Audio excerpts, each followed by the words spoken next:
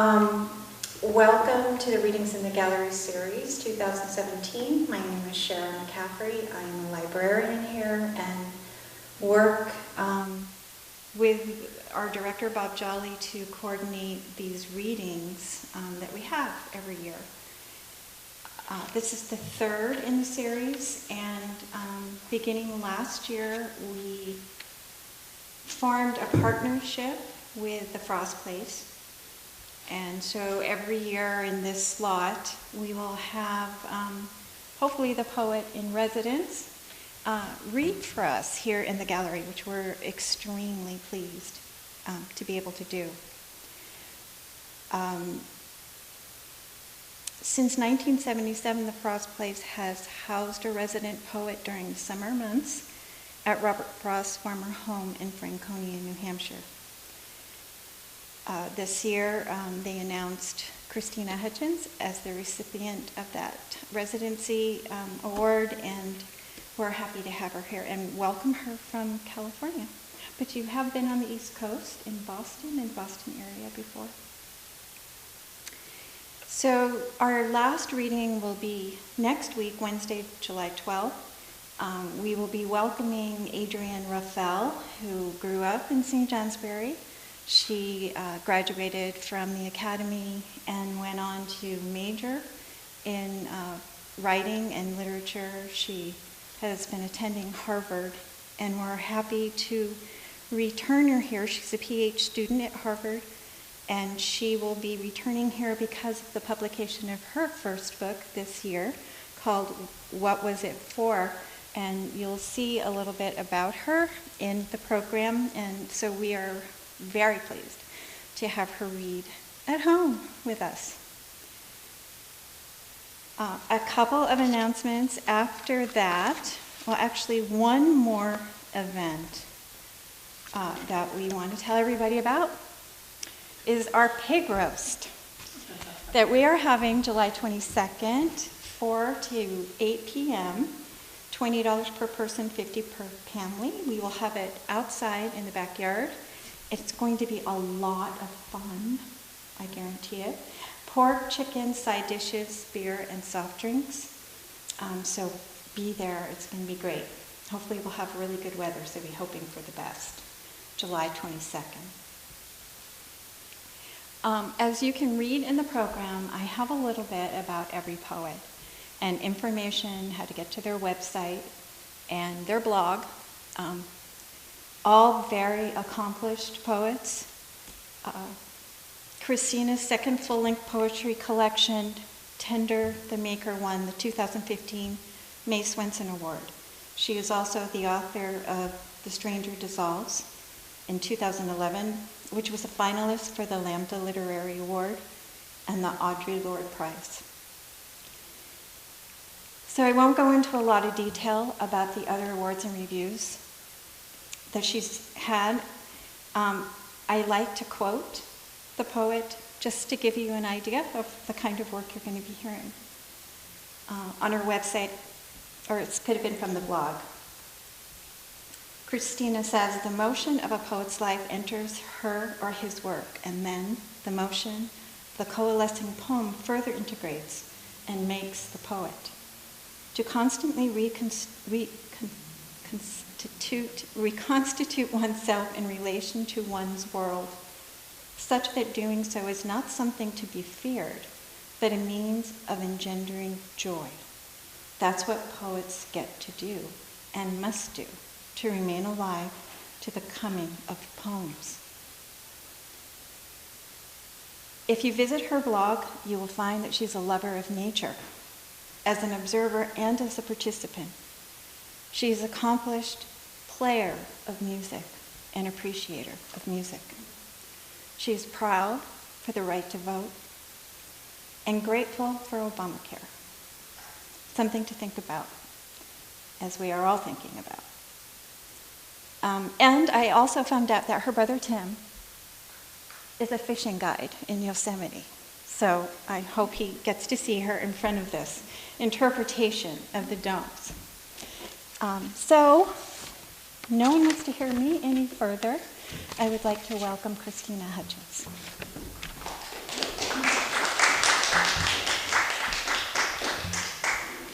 Thank you so much. And to be here, it is just a beautiful place. There's nothing like this in California, I will tell you. Not one single community building is like this. And I also want to thank Paige Roberts, who brought me here and works at Frost Place. And although she's not here, Maudel Driscoll, who's the director of the Frost Place, who works very, very hard to keep poetry alive and widely being made, I guess I would say. So I'm going to read a little bit from both of these books. The Stranger Dissolves, they have a little bit in common.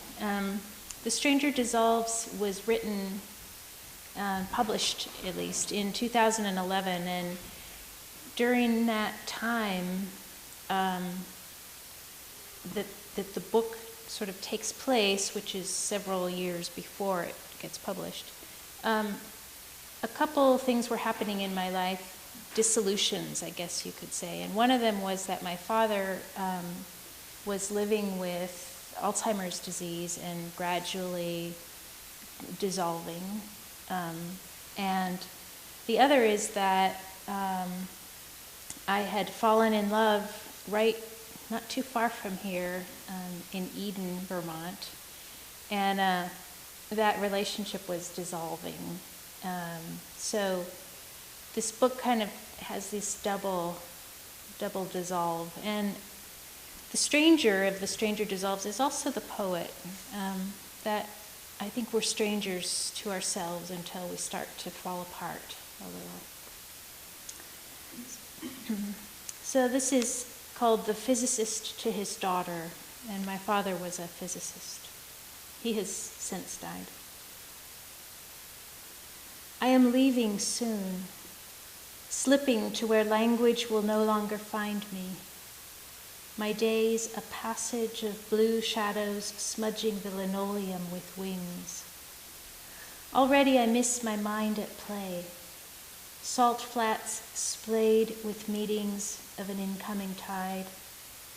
I can't point to the far field and find my way to where only a moment ago the wild geese rose. Sedges, grasses, suddenly too tall, tear at my clothes, my bare hands. I am lost in the slough. Its voice is a rabble, laughing, pointing.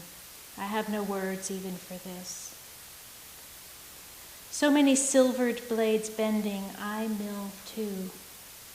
Though I worked the lucid equations of time, figured energies of matter, and apprehended the rates of decay. Know that I do not want to forget your name. I am your father. I held your small, untamed hand.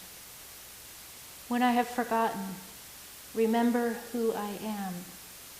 Expand the universe.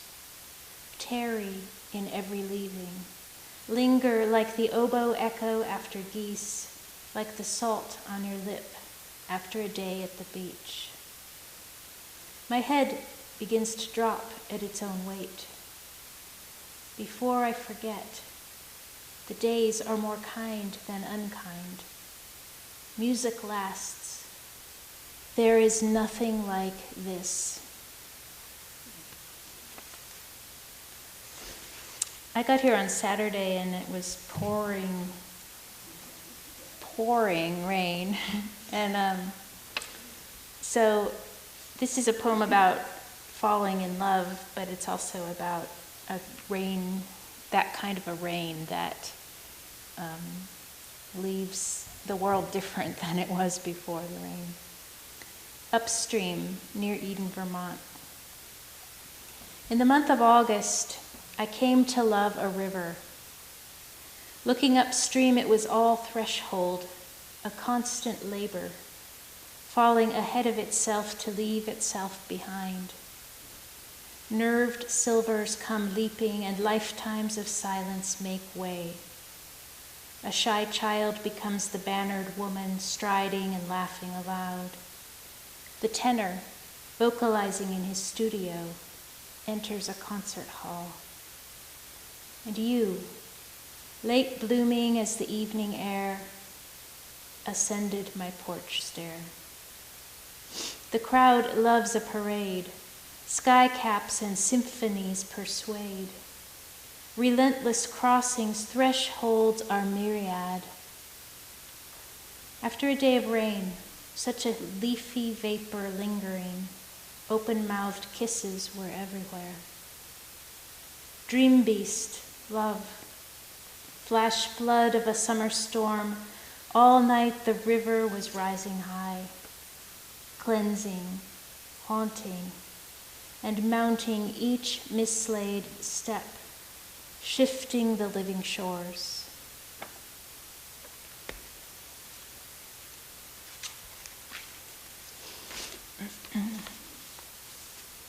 This is a sonnet. It's very self-explanatory. It's called Washing My Father's Hands.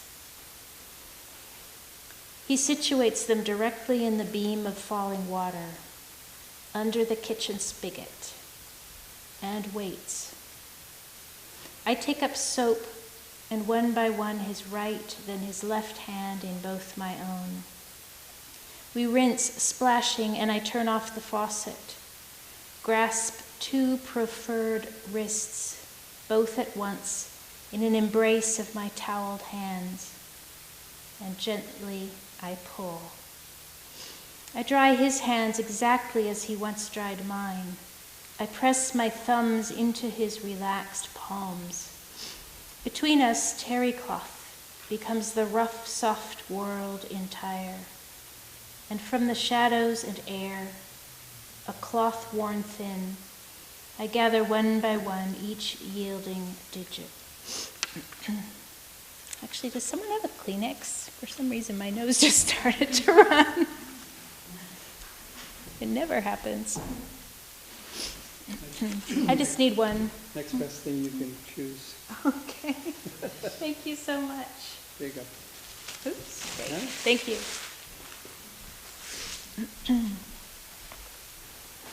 Out of the blue. This is called Is It? And it's for those living and dying with Alzheimer's disease. I was trying to imagine what it is like to live with time, where either it's like falling asleep every moment, or it's like waking up every moment, maybe too fast and unfamiliar and terrifying. Is it like the gentle crisis that happens each night, turning a corner and leaving everything behind?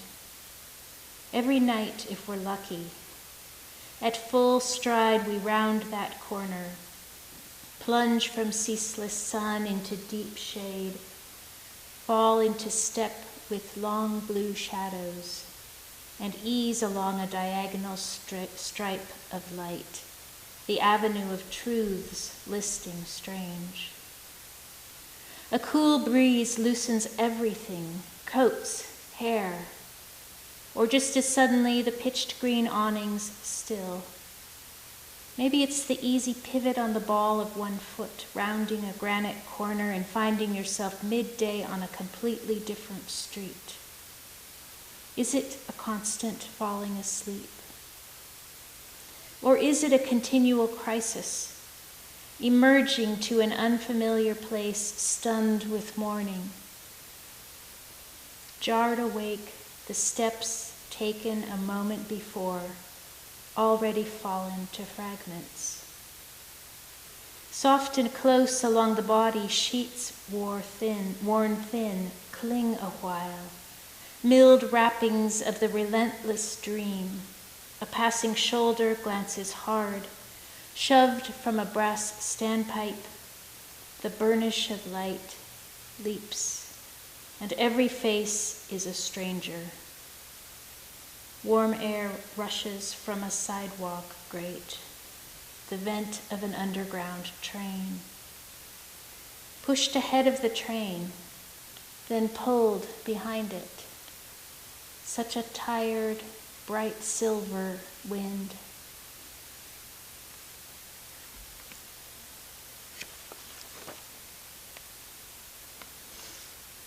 And here's a love poem after the love, I guess. It's called Remainders. We lay abed fitted and refitted, and the remainder of the day could not stop washing its hands, its face, its long and glossy back in the passing strands of us. Savored silk, we were mercurial, the sunlit mane of a river in flood. For years you leaned forward with the dusk, then again away. O house of solitude, damp night air, flax wrapped loose round my dark comb.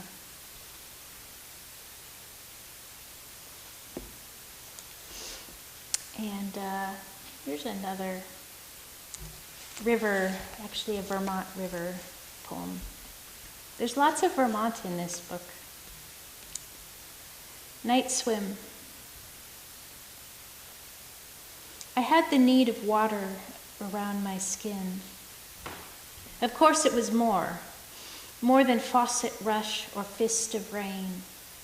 I needed myself kicking my might against a rolled swiftness where the fall enters its pool below the rock. I swam alone, opened my eyes to my own pale skin in a whirling world going dark. Yellow, pink, ripples of black. The dusking sky rode uneven gathers, pulled by a body's submerged and quickened thread. In a river that only moves by shattering itself, and by that process breaks the tyranny of light. I lay back and the water held. I asked, am I this or am I that? When water flowed from the spigot as I washed my father's hands, we broke silver strands. The done unto turned doer, and the holder the held. How could we have lived all the years before, so gladly known by each other, unknowing the other of ourselves?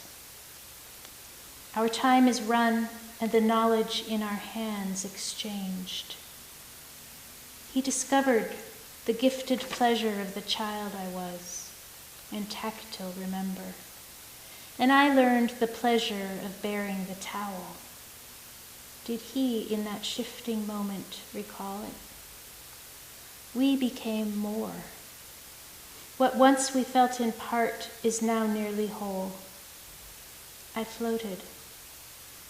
My back took to the current, my eyes to the sky.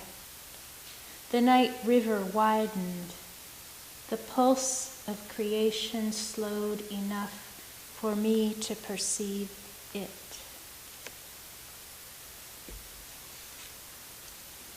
I'm going to do some poems from Tender the Maker. And this book has a lot of elegies for my father after his death, but it also has elegies for historical events that happened during my childhood. And so I grew up in California, and the United Farm Workers movement strikes were going on during my childhood. So there's some farm worker poems. There's some poems about also the strike,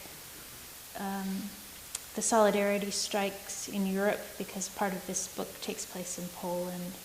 And then there's something about Martin Luther King Jr., and then there's sort of a bigger historic event that's not during my lifetime, but that shaped me very major ways, which is the Holocaust. And so some of the poems visit that, how the knowledge of that is itself a kind of something that needs to be grieved. So I'm going to start off with a top Zugspitze. I spent 2 years from 2.5 to 4.5 to, as a child living in Germany, southern Germany near Austria. And so this takes place during that time. And this is probably my earliest memory. Zugspitze is the tallest of the mountains in the Austrian Alps. Atop Zugspitze, sway of the tram swung through my atlas of small bones. At 3, I came to myself above the summer Alps. A rock face loomed, fell away, and the first cable tower slid by, grinding its dark gears.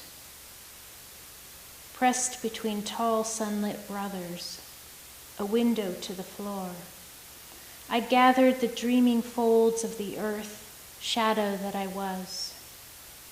Surge and dip beyond the towers, then another, and another. Silence between towers. For years I dreamt the passage through the soles of my feet. How wind commanded and the tram rocked. How a passing yellow gondola grasping the downrunning cable glided close, then sunk. How 3 towers above the next notched pass, from 2 black threads become one, a miniature tram dangled, then disappeared. Atop Zugspitze, we each stepped out. Alpine earth bared to early summer air. Brindle of snowfield, scent of sublimation. My father's wide palm, he will live forever. My mother too let go, even the clasp of gender. It was Tante Gunhild, nearly a stranger, who lifted me to the top rail. Gunhild holding my coat lightly and from behind. Boots on the guardrail, I spread my arms. The mountain cast away from its own terrible boulders. An unbridled wind arose. I leaned into the mouth of my making.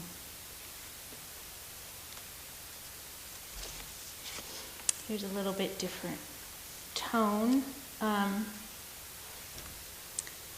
This is called Between Pages of the Dictionary, and I started thinking about how when a book is closed, which is how it spends almost all its time, there are words facing the word on one page is jammed right against the word on the other side of on the next page.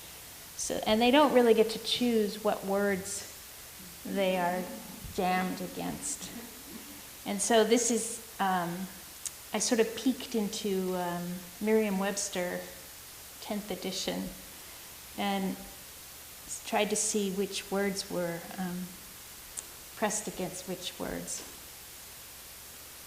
Lift away lurk and let lowbrow breathe.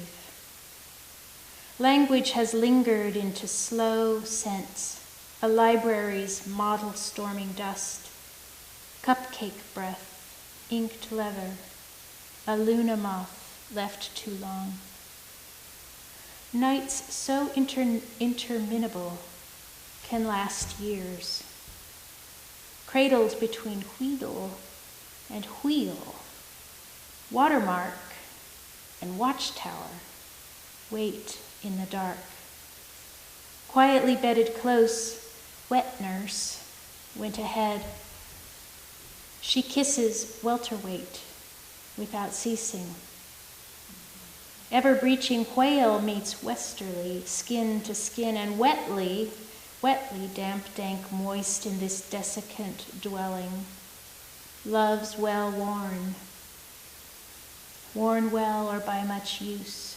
O hackneyed thumb, seek me thin as water's moment, and still undefined. A shift has begotten a transient beam. Quick, unload the seam.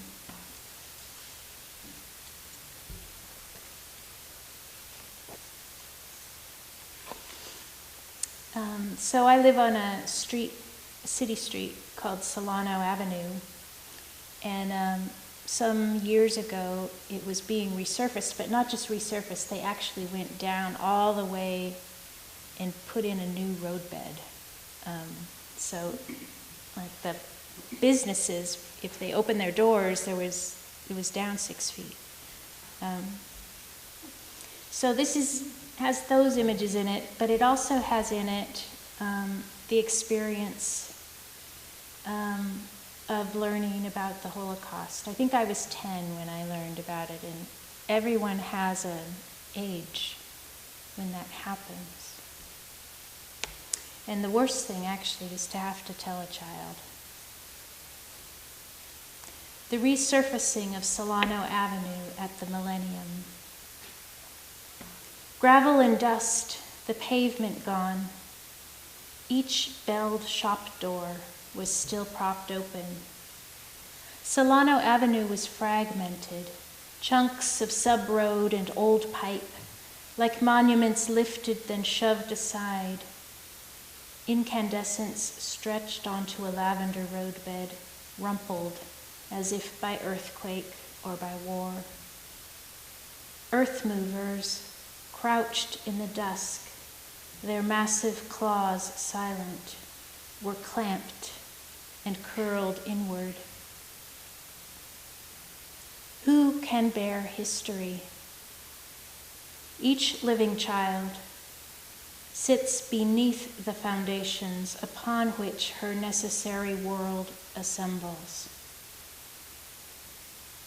I would have liked to drive one, roll unstoppable, raise the scooping arm high, high.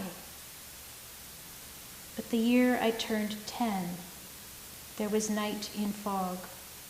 From 8 millimeters had tumbled the tractored human beings. And still the train, slowing down to pass through warehouses and intersections, will not quit sounding its unyielding, irresolvable chord. I plied my way. Like a dry riverbed, there was another street below the ruined street. Calm with dusk, air coolly lifted chalky musk, old concrete crumbling, and sifted by smell the adult earth rolled open. Became Karlsruhe 1964. Concrete dust before the pour.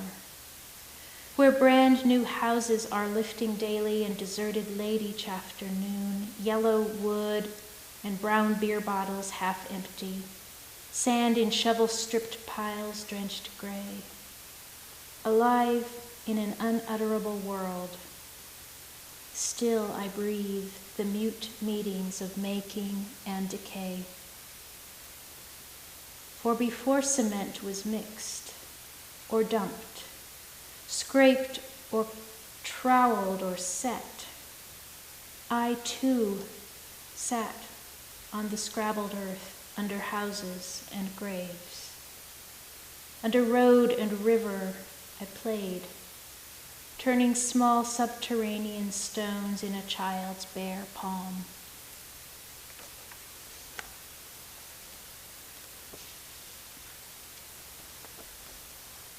I'm just going to read a couple more.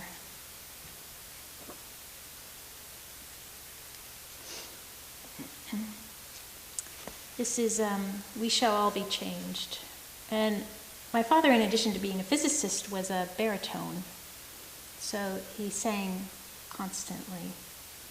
And this has some of the words in this come from Handel's Messiah, which has lots of solos for baritone/bass. We shall all be changed.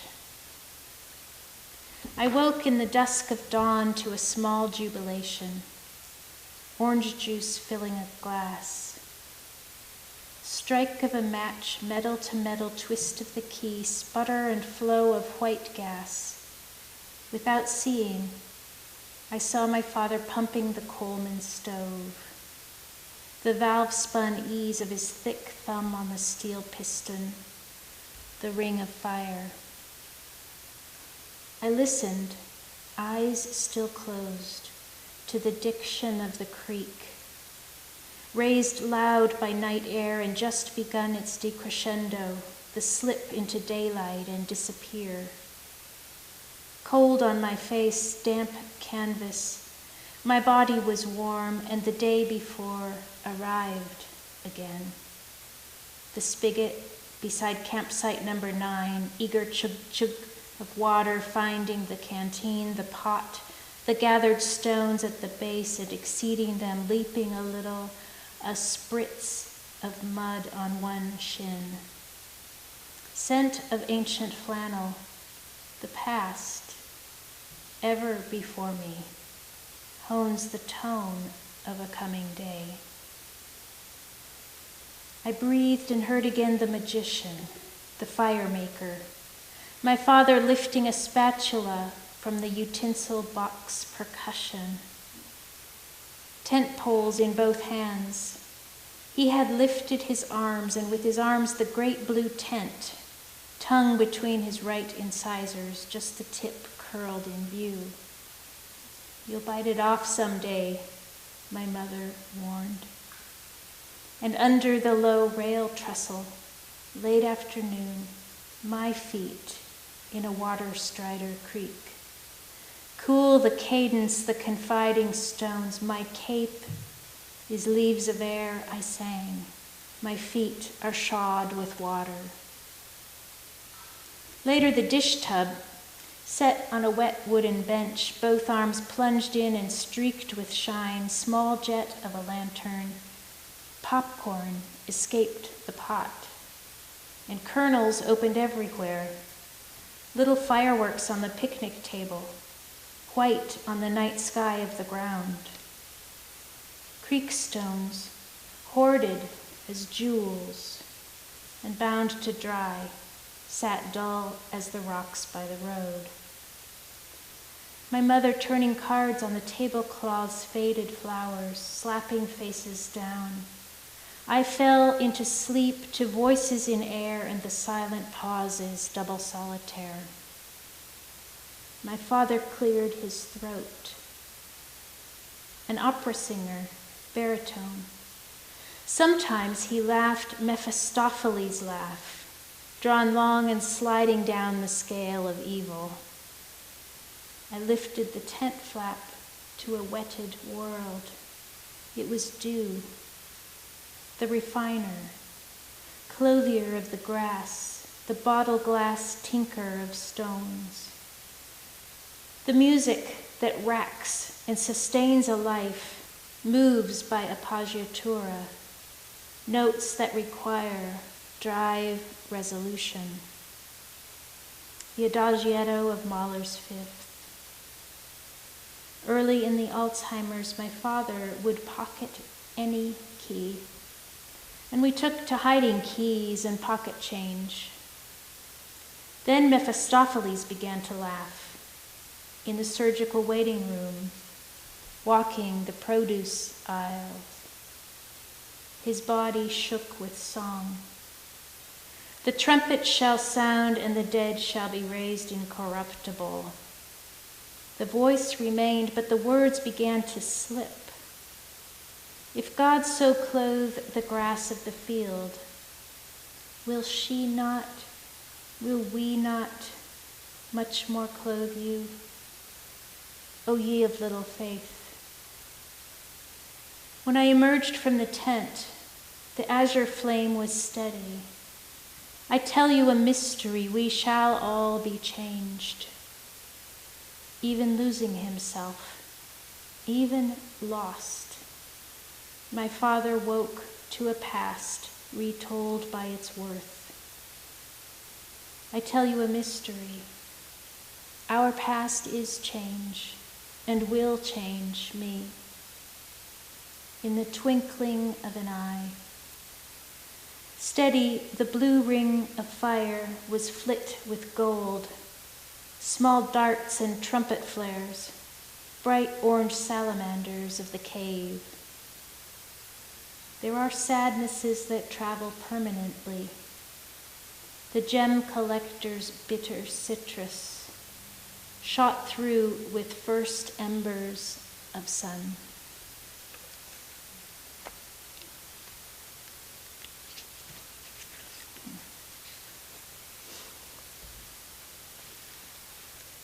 Actually, I'm going to read two more. That's okay. I don't need to read more, but thank you. This is called Linseed.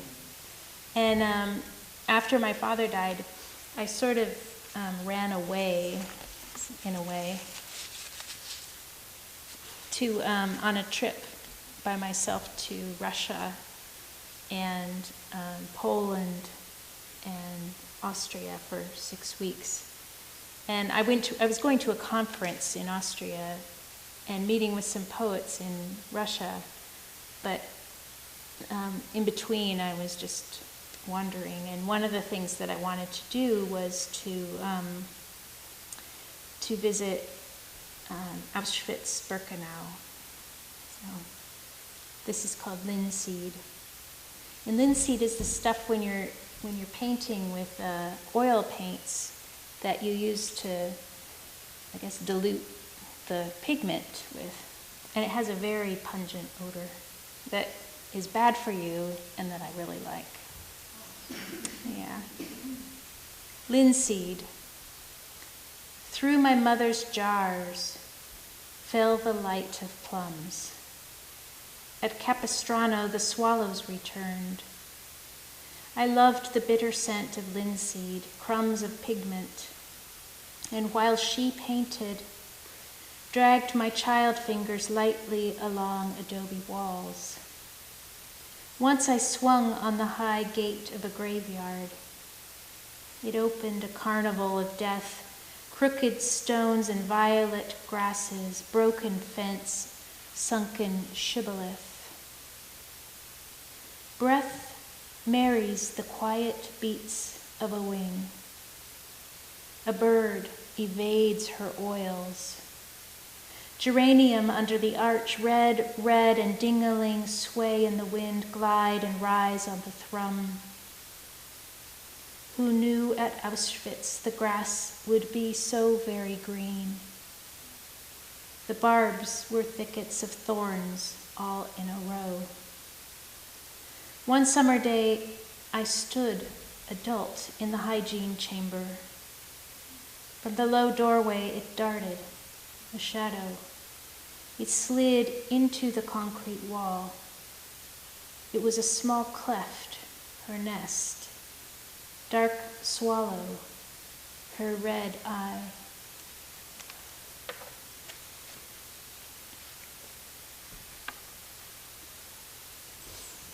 And this is the last one. It's called A Way Back to Life. It's also the last poem in the book. I don't think you need to know anything particular.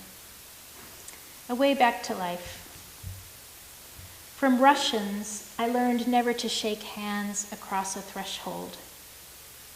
But a half hour after rising, I returned to set my cool hand into the bed, where a river of dream heat lingers, the still warm flank of our horse's dark gallop. To make sure it was me they got, my parents put up all night with a mockingbird, perched aloud in one of 3 liquid birches a handspan from their open window. Do you think I'd make that up? Ask me, And I might tell you the joke that rolls like a marble, like a yellow marble from all that I have made. A cloak of lightning around my shoulders, I can slip like a drumbeat into the actual world. If only making love did not also make loss. If only a curtain call and the dead lifted their bodies, lithe. From the surprise taxi emerged a child beautiful in her buttoned coat. But on the stones, even her small feet sang the terrible clatter.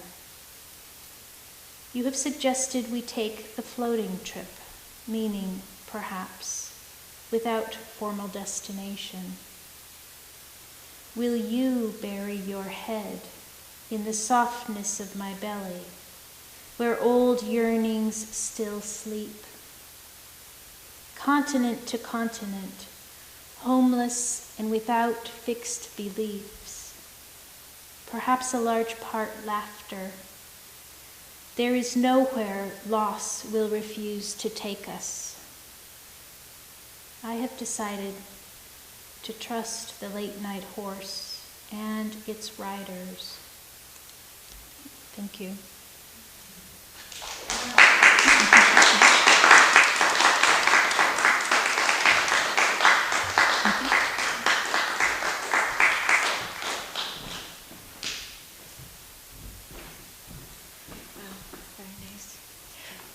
Thank you very much. And as usual, we have some light refreshments for you, wine or water, whatever you prefer, and hopefully an opportunity to ask Christina some questions about her work.